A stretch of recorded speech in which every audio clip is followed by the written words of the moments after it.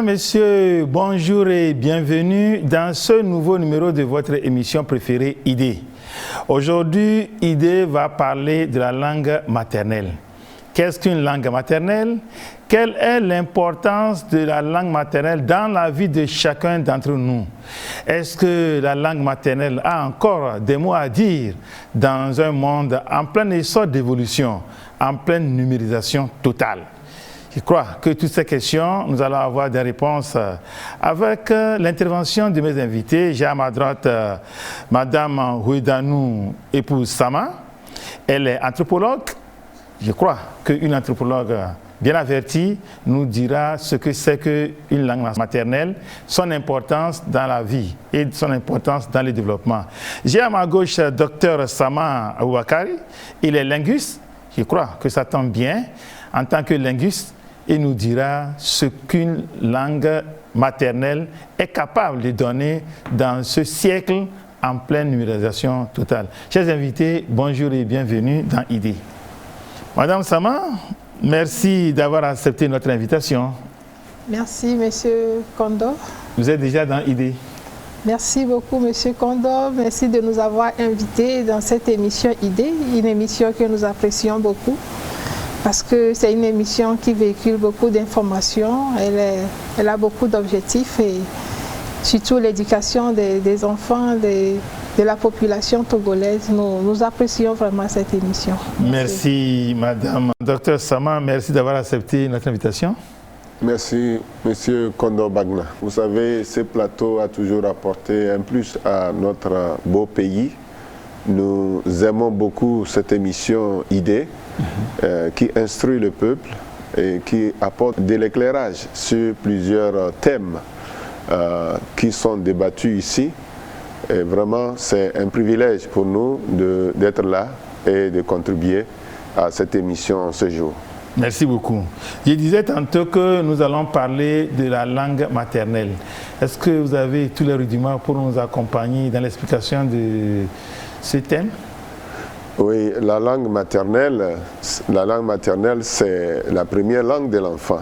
C'est la langue que l'enfant parle dès la naissance. Et même avant la naissance, vous savez que la maman parle à son bébé qui est encore en son sein.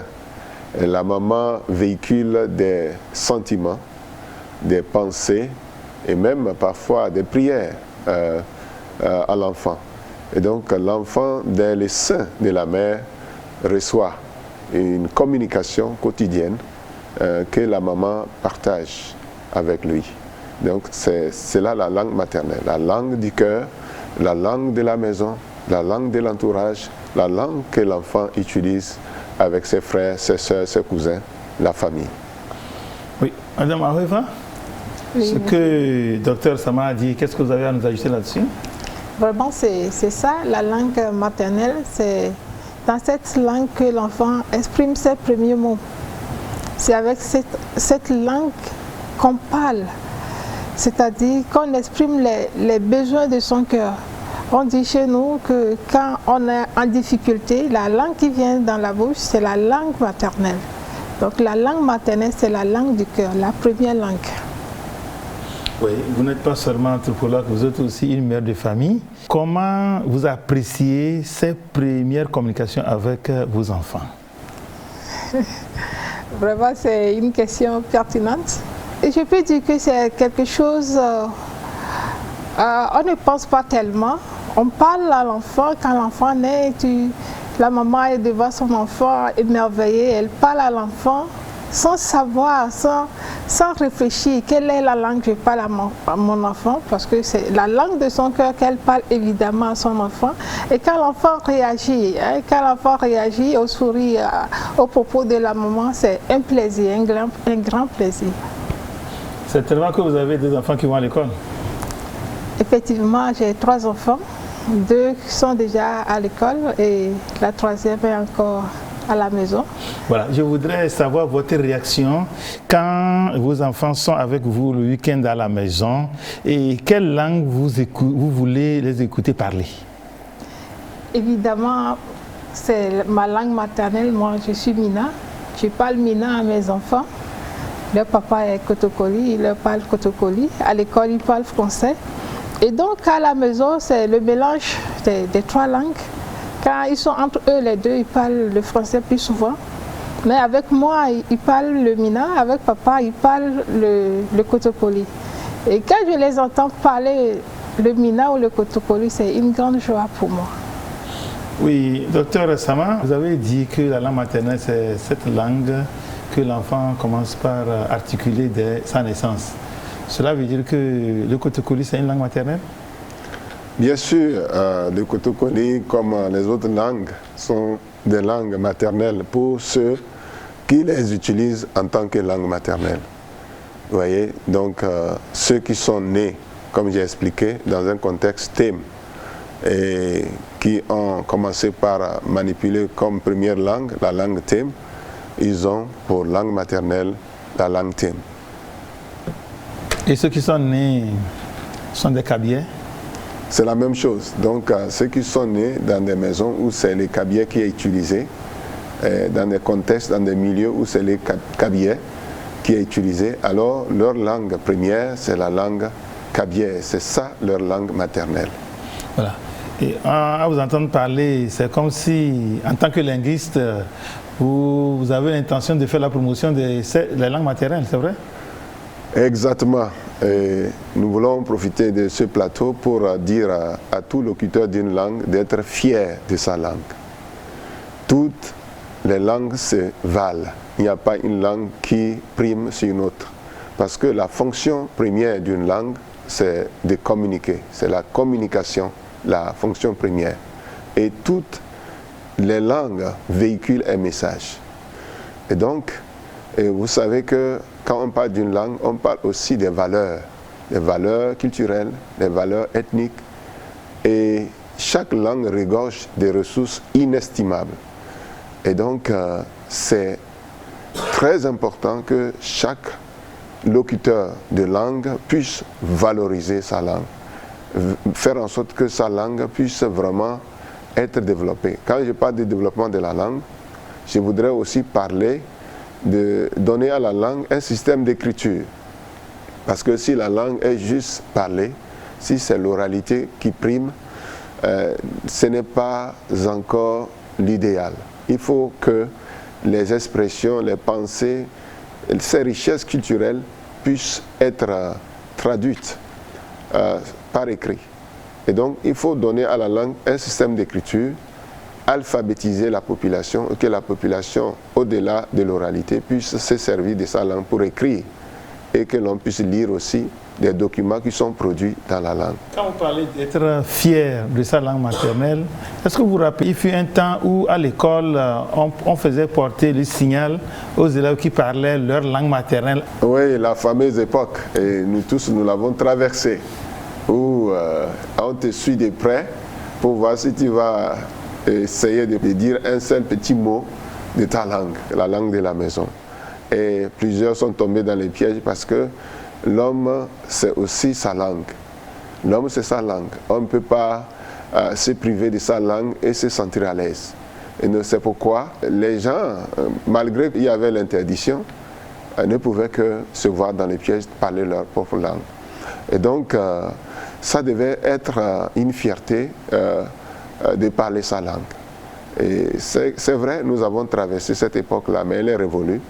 Et le temps est venu pour que chaque personne puisse penser à sa langue, penser au développement de sa langue et donner des moyens à sa langue pour qu'elle puisse s'exprimer. Parce que nos langues regorgent des ressources inestimables et que nous devons aller découvrir.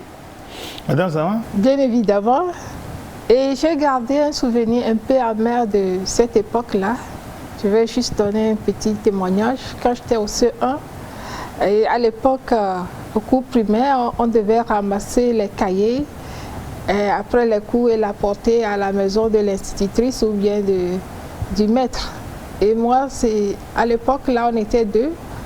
Et le second, le jour-là, c'est lui qui devait amener les cahiers, mais il ne l'avait pas fait. Et moi, je pensais qu'il devait le faire. Et donc, le lendemain, on est revenu à l'école, les cahiers étaient là et l'institutrice devait corriger les cahiers la veille. Et donc, le lendemain, elle était là bien en colère. Et elle demande qui devait le faire et l'autre dit que c'est moi. Et comme moi, ma langue maternelle, c'est le bina. Et je ne m'exprimais pas très bien en français à l'époque. Et lui, il a pu se défendre en français. Et moi, j'ai été punie. Alors que j'avais raison, juste parce que je n'ai pas pu m'exprimer dans la langue officielle. Et on ne m'a pas donné l'occasion de le faire dans ma langue maternelle. Et ça a été vraiment une expérience amère. Et je ne voudrais plus que cela continue avec notre génération aujourd'hui. Donc le signal, est-ce que c'est une bonne chose? Je ne pense pas. Je pense que le temps est révolu pour qu'on aille de l'avant. Oui, docteur Sama, ceux qui faisaient ce système de signal, cela veut dire qu'ils voudraient faire la promotion de la langue du blanc, c'est ça? Oui, ils voudraient que la langue de l'école, qui est le français, puisse être mieux maîtrisée par les enfants, afin qu'ils puissent bien participer aux cours dans différentes disciplines, différentes matières. Mais est-ce que c'était bien fait? Je ne pense pas. Vous savez, pour que l'enfant puisse bien apprendre une langue étrangère, il va falloir qu'il maîtrise la sienne d'abord. Donc quand on a un fondement linguistique, et autour de ce fondement, on peut se préparer pour répondre à d'autres réalités linguistiques que l'on rencontrera. Vous voyez, donc la langue maternelle, c'est un socle linguistique, et c'est sur ce socle qu'on construit les autres atouts linguistiques que nous allons vivre. Vous savez que il y a plusieurs raisons qui nécessitent que l'on apprenne une autre langue. À part l'école, il y a le commerce, il y a le tourisme, il y a les voyages. Et donc, il y a des langues que nous devons pouvoir utiliser pour pouvoir aller sous certains cieux. Et donc, quand on maîtrise bien sa langue, on est enclin à pouvoir facilement apprendre d'autres langues. Parce que là, tout le quotient intellectuel est bien préparé linguistiquement parlant pour pouvoir composer avec les autres réalités linguistiques. Effectivement, avant d'embrasser la vie sociale, il faut partir de quelque part. Et si on est né, on est dans une culture, on est dans une communauté, il faut être à mesure de parler sa langue. Et pour embrasser une autre langue, il faut d'abord connaître ce qu'on a chez soi. Et on dit dans notre culture que c'est sur l'ancienne corde qu'on tisse la nouvelle. Comment on veut apprendre de nouvelles choses si on ne maîtrise pas ce qui est de chez nous? Donc c'est important d'abord de maîtriser sa langue maternelle. Et après ça, on ajoute les nouvelles langues qu'on veut acquérir. Cela veut dire que vous êtes du même avis avec le docteur que ceux qui hier faisaient porter les enfants les signaux parce qu'ils ont parlé leur langue maternelle étaient en erreur. Exactement, et nous voulons vraiment exhorter le corps enseignant à ce que cette pratique-là cesse, parce que c'est important pour l'enfant d'avoir son identité. À travers la langue, on affirme son identité culturelle. Donc porter un signal, quelque chose au cou à l'enfant, parce qu'il exprime son identité, frustre. Et ça peut même être un blocage dans l'éducation. Donc nous voulons vraiment exhorter le corps enseignant à ce que cette pratique cesse. Madame Sama et docteur Sama, qui sont du même avis qu'il faut faire la promotion des langues maternelles. C'est ça, madame? Oui, il faut faire la promotion des langues maternelles parce que si nous ne savons pas que notre langue est une richesse, nous risquons de passer à côté. Donc faisons la promotion, appelons à la conscience de la population que leur langue est une richesse. Et comme ça, elle est consciente qu'elle possède un trésor et elle va protéger ce trésor-là. Docteur? Tout à fait. Vous savez que la langue, c'est le premier pilier de développement. Vous savez, on ne peut pas développer un peuple sans parler au cœur de ce peuple. Parce qu'on ne force pas le développement. Il faut que le développement soit digéré par le peuple.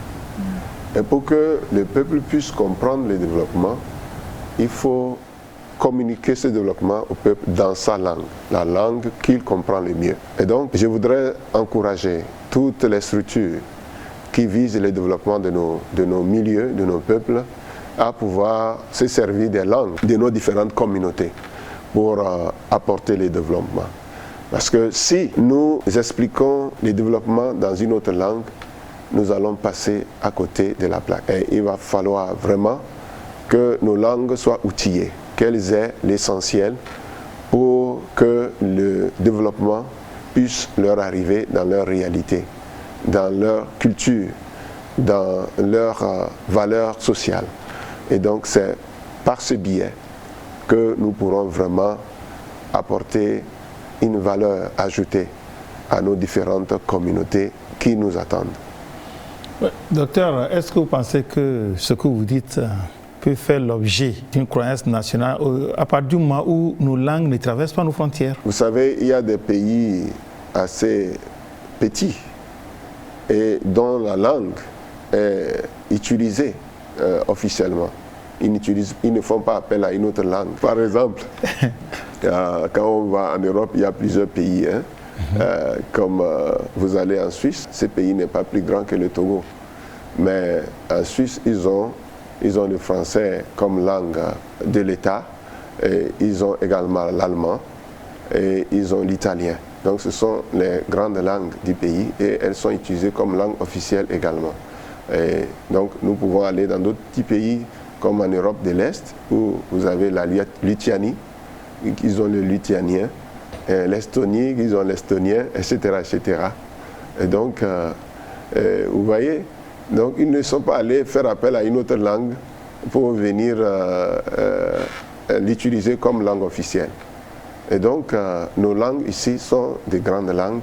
Ce sont des langues très riches et qui peuvent exprimer toutes les réalités. On peut même enseigner, faire des cours de l'université dans nos langues. Il suffit qu'on donne à ces langues des moyens de s'exprimer. Et nous sommes en train de faire la promotion de nos langues. Nous faisons, au-delà du système d'écriture que nous donnons, l'orthographe, nous faisons les dictionnaires. Nous élaborons des dictionnaires dans nos langues et nous donnons à nos langues la grammaire qu'il faut. Et à travers cela, des documents sont écrits, élaborés. Et donc nous sommes en train d'encourager également la traduction des documents fondamentaux dont tu as besoin un peu pour s'exprimer, pour se développer, pour s'imposer. Et donc nous voulons vraiment que ces documents, comme des documents juridiques, soient traduits dans nos langues pour que ces documents puissent mieux éclairer nos populations. Madame l'anthropologue, vous partagez son point de vue?